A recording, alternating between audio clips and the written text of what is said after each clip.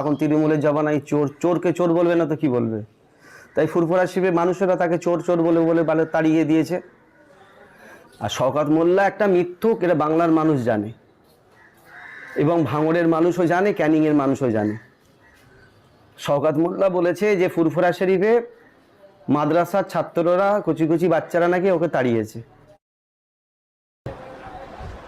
এসে গাড়িতে উঠছে এমন সময় ওই মাদ্রাসার ছেলেগুলো দিয়ে উস্কে দিয়ে তাদেরকে চোর চোর বলে শওকত চিৎকার মোল্লা করে। জানা দরকার, ফুরফুরা শরীফের ইসালে সব হয়ে গেলে মাদ্রাসা ছুটি হয়ে যায়। ফুরফুরা শরীফে শবে বারাত হলে ইসালে সবে ছুটি পড়ে। ফুরফুরা শরীফে রোজার আগে মাদ্রাসার ছাত্রদের ছুটি পড়ে। তাহলে ইসালে সবে ছুটি হলো, শবে বারাতের ছুটি হলো, তাহলে মাদ্রাসার ছাত্র পেল কোথা থেকে উনি? আমি এটা প্রশ্ন করতে চাই, উনি মাদ্রাসার ছাত্র পেল কোথা থেকে? সারা জীবন মিথ্যে কথা বলবে, আজকে ফুরফুরা শরীফকে নিয়ে মিথ্যে কথা। বাংলার মানুষ কিন্তু এত সহজ ওকে মেনে নেবে না। ভাঙড়ে নাকি দায়িত্ব দিয়েছে